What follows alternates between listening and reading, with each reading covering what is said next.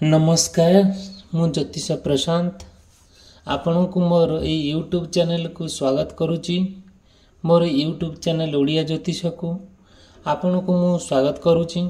चलतु देखिबा आज वीडियो माध्यम रे केमिति माँ कर दुर्गा माँ कर आशीर्वाद रु प्रभु ईश्वर आशीर्वाद रु आपणकर जीवन केमिति धीरे धीरे दुख कष्ट जंत्रणा दूरीभूत होउची, केमिति धीरे धीरे आपण गोटे संपूर्ण भाव में गोटे विराट विपद मध्यरु केमिति धीरे धीरे मुकुलुचंती आउ निश्चित वीडियो माध्यम मु आपण को कहिबी।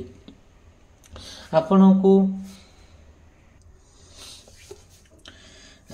माने जानती ए महा दुर्गांकर आशीर्वाद रु केमिति आपण को विपद केमिति दूरीभूत होउची, केमिति धीरे धीरे आपण संपूर्ण भाव में विपद मुक्त होउचंती। चलंतु देखिबा ए वीडियो माध्यम रे। आपण माने जानती प्रभु ईश्वरंकर कृपारु मांकर आशीर्वाद रु केमिति बड़ बड़ राक्षस माने केमिति निपात हेतिले ए बाबद आपण पूरा भलो करी जानती। मु से बाबद रे कहूनी, मु कहिबाकू चाहूची कोन, जदिओ आपण कौनसी विपद रे पड़िचंती, विपदरु मुकुलिबा पई ट्राई करूचंती बट हेई पारु नांती, निश्चित भाव में मु कहिबी कि देखंतु आमे चलन देखिबा अछि ए कार्ड रीडिंग माध्यम रे। देखंतु प्रभुंकर आशीर्वाद मांकर आशीर्वाद केमिति हम देवादेवी माने केमिति कनेक्ट होइक अछंती, परस्पर केमिति सहाय्य करंती, एक्जेक्टली जेमिति स्वर्ग रे हुए भगवानंकर कृपार हुए आमर दैनंदिन जीवन रे आम मानक भितर भी सेमिति हुए। भगवान जहाँ सब गढ़ी यही दुनिया प्रत्येक लोकंकर से प्रत्येक पादर से हिसाब रखती, भूल ठीक रे से न्याय दियंती। तथापि चलंतु देखिबा। फास्ट कहबी कि माँ कर देखंतु जितेबाला आमर कौन हुए, सपोज कौनसी विपद जिते आपणकर पड़ुए, जथा मु कहबी जमी नेचुरल डिजास्टर हुए, एक्सीडेंट हुए, आम जमी गाड़ी घोड़ा जाऊे आउ केमती जो आम गाड़ी रे जाऊे, बाइक रे जाऊ कि ट्रक रे जेकोसी भेहिकल आम जाऊे, गाड़ी रे जाऊे, आम बड़ एक्सीडेंट सपोज हेबार अच्छे, केमिति आम बंचीजा सडनली अकस्मात गोटे सडनली आपण नजर रे आपण सामना को गोटे गाड़ी पशि आसला, आपण से एक्सीडेंट निश्चिंत माने धार्य जोठी कि आपण मैंने भाभी पारे केमिति आपण माँ बंचाई देबे, सेटा निश्चिंत भाव में आपण मैंने भल कर जानती। जदिओ माँ को आशीर्वाद नथिबो आमे बंचीबा बड़ कष्ट हो जाए, बड़ माने जेमिति कि आमे कहिबा सडनली गोटे एक्सीडेंट हम आउ आमे भाभी पारिबा नाही, सेहि थुर आमे केमिति बंचीबा आ केमिति आमे ता थुर मुकुलिबा दूरीभूत हेबा, केमिति सुते सुते के बंची जीवा, सेटा निश्चित भाव में माँ को आशीर्वाद न रहिले, माँ को कृपा न रहिले निश्चित भाव में आमे से विपद केबे भी बंची पारिबा नाही।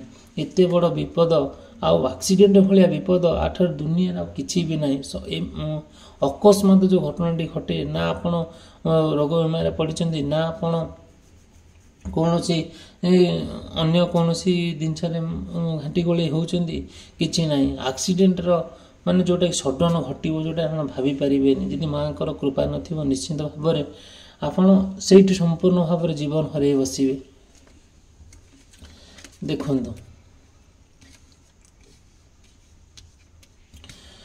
कहबी कि माँ भुवनेश्वरी जानती आमर जहाँ व्यक्तिगत संपत्ति अच्छी आमर जमती कहवा आम कौन कारणवशतः आमर माली मकदमा आम जड़ित होचे किंबा कौन आमर सुना गहना हजि जाइए किंबा आपणकर कौन मूल्यवान संपत्ति हजि जाइए, कागज पत्र हजि जाइए, सर्टिफिकेट हजि जाइए, आपण खोजी खोजी बेदम होचंदी पाई पारु नांती, निश्चिंत भाव में से जो जिनस हजि जाइए आउ केमिति खोजी पाइबे, जदि पाऊ नाहांती मु निश्चित भाव में मते कांटेक्ट करिवे, तार मु आपन को किछिटा तथ्य देई परिबी मोर ए विद्या बल रे ଆଉ ପାଠ ବଳରେ ଆଉ ନିଶ୍ଚିନ୍ତ ଭାବରେ ଆପଣ ପାଇପାରିବେ, କିଛି ଅସୁବିଧା ହେବ ନାହିଁ। ମୋତେ ନିଶ୍ଚିନ୍ତ ଭାବରେ କଣ୍ଟାକ୍ଟ କରିବେ। ମୋର ପର୍ସନାଲ ନମ୍ବର ଦେଇଛି, ଆପଣ କଣ୍ଟାକ୍ଟ କରିବେ। ସ୍କ୍ରିନ୍ରେ ଚାଲିଛି। ଯଦିଓ ଆପଣଙ୍କର କୌଣସି ସପୋଜ୍ କୌଣସି ମୂଲ୍ୟବାନ ସମ୍ପତ୍ତି ହଜିଯାଇଛି, ଯଥା ଯେମିତି ସାର୍ଟିଫିକେଟ୍ ହେଉ, ସୁନା ଗହଣା ହେଉ, କିମ୍ବା କାଗଜପତ୍ର ହେଉ, କିମ୍ବା ଅନ୍ୟାନ୍ୟ କେଉଁ ଦିଗରେ ଅଛି, କ'ଣ ଅଛି, କେଉଁ ଜାଗାରେ ଅଛି, ମୁଁ ମୋର ରିଡ଼ିଂ ମାଧ୍ୟମରେ ଆପଣଙ୍କୁ ନିଶ୍ଚିନ୍ତ ଭାବରେ କହିଦେଇପାରିବି। ଦେଖନ୍ତୁ, ଯଦିଓ ବି ଆପଣଙ୍କୁ କିଏ କୌଣସି ମାନେ ଯିଏ ଆପଣ ଗୁଣିଗାରେଡ଼ି କରିଛି, କି ଆପଣ ନଜର କରିଦେଇଛି, କି ଆପଣ ଦେହ ବାର ବାର ଅସୁସ୍ଥ ହେଉଛି, କି ଆପଣ ଯୁଆଡ଼େ ଗଲେ ଆପଣ ଅପମାନିତ ହେଉଛନ୍ତି, ଆପଣଙ୍କୁ ସମସ୍ତେ ଛୋଟ ନଜର ଦେଖୁଛନ୍ତି, ନିଶ୍ଚିନ୍ତ ଭାବରେ ମାଆଙ୍କର ଆଶୀର୍ବାଦରୁ ନିଶ୍ଚିନ୍ତ ଭାବରେ ଆପଣ ମୁକ୍ତି ପାଇବେ। ମାଆଙ୍କୁ ଟିକେ ପ୍ରାର୍ଥନା କରିବେ, ମାଆଙ୍କୁ ଟିକେ ସ୍ମରଣ କରିବେ, ଆଉ ଟିକେ ଦେବସ୍ନାନ ସମୟରେ ମାଆଙ୍କୁ ଟିକେ ଉଠିକି ପ୍ରଣାମ କରିବେ, ମାଆଙ୍କୁ ଟିକେ ଡାକିବେ। ଏଇ ଯେଉଁ ବିପଦ ଆସୁଛି ସାମୟିକ ଭାବରେ କେମିତି ଆପଣଙ୍କଠାରୁ ଦୂରେଇ ଯିବ, କେମିତି ଆପଣଙ୍କଠାରୁ ସମ୍ପୂର୍ଣ୍ଣ ଭାବରେ ଧୀରେ ଧୀରେ ଦୂରୀଭୂତ ହେବ, ସେ ବାବଦରେ ନିଶ୍ଚିନ୍ତ ଟିକେ ଆପଣ ଅବଗତ ହେବେ। ଦେଖନ୍ତୁ ଭଦ୍ରକାଲି ଆପଣମାନେ ଜାଣନ୍ତି, ଯେତେବେଳେ ଆମେ ଯାହା ବି ଗୋଟେ ସ୍ପିରିଚୁଆଲ ଆୱାରନେସ୍ ହୁଏ, ଯେତେବେଳେ ଆମେ ମାଆଙ୍କର ନିକଟବର୍ତ୍ତୀ ହେବା, ମାଆଙ୍କର ନିଜର ହେବା, ଆଉ ନିଶ୍ଚିନ୍ତ ଭାବରେ ମାଆ ଆମକୁ ନିଶ୍ଚିନ୍ତ ବ୍ଲେସିଂ କରନ୍ତି, ସବୁବେଳେ ଚାହାନ୍ତି। ସବୁଠାରୁ ଦୁନିଆରେ ଆପଣମାନେ ଜାଣନ୍ତି ନାରୀର କୋମଳ ହୃଦୟ ହେଲା କୋମଳ। ଆପଣମାନେ ଜାଣନ୍ତି ମାଆଙ୍କର ଆଶୀର୍ବାଦରୁ, ମାଆଙ୍କର କୃପାରୁ ଆଉ ଆମ ପାଖରେ ସବୁର ଜିନିଷ ଭରିପୂର୍ଣ୍ଣ ହେଇଥାଏ। ଯେମିତି କହିବି, ଗୋଟେ ପୁରୁଷ ଯେତେ ଶକ୍ତିଶାଳୀ ହେଉନା କାହିଁକି, ସେ ଗୋଟେ ନାରୀ ଠାରୁ ଜନ୍ମ ନେଇଥାଏ।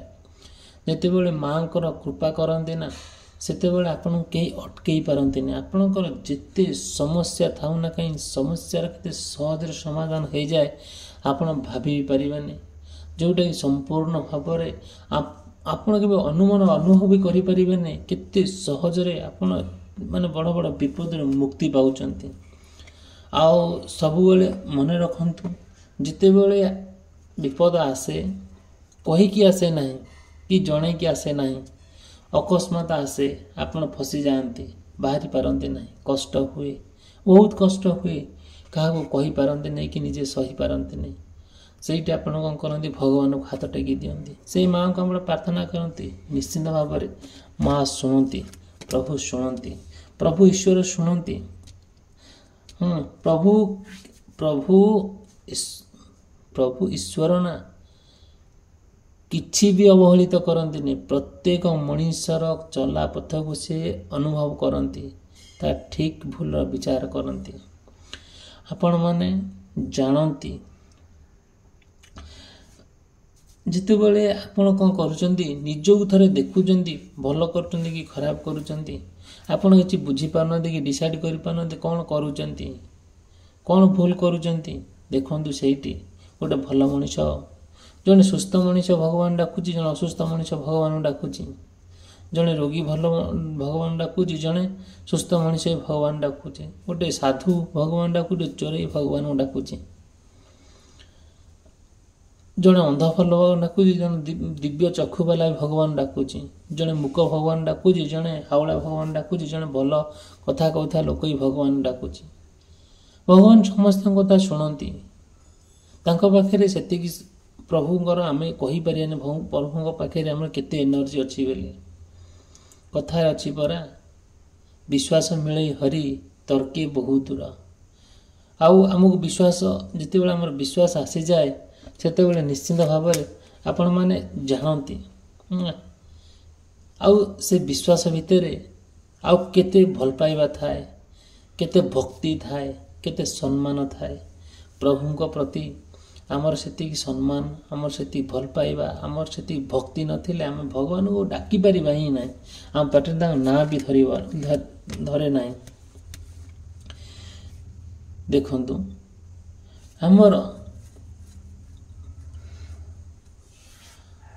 ଗୋଟିଏ କଥା କହୁଛି, ଯେତେବେଳେ ଆପଣ ସକାଳୁ ଉଠୁଛନ୍ତି ଫାଷ୍ଟ କ'ଣ କରୁଛନ୍ତି? ଭଗବାନଙ୍କୁ ସ୍ମରଣ କରୁଛନ୍ତି। ଠିକ୍ ଅଛି, ଭଗବାନ ଆପଣଙ୍କ କଥା ଦେଖୁଛନ୍ତି। ଆପଣଙ୍କର ଦୈନନ୍ଦିନ ଜୀବନରେ ଯାହା ବି କାର୍ଯ୍ୟ ହେଉନା କାହିଁକି ଆପଣ ସଠିକ୍ ରୂପେ ଯଦି କରନ୍ତି, ମୁଁ କହୁଛି ଗୋଟେ ଛୋଟିଆ ଏକ୍ଜାମ୍ପଲ୍ ଦେଉଛି।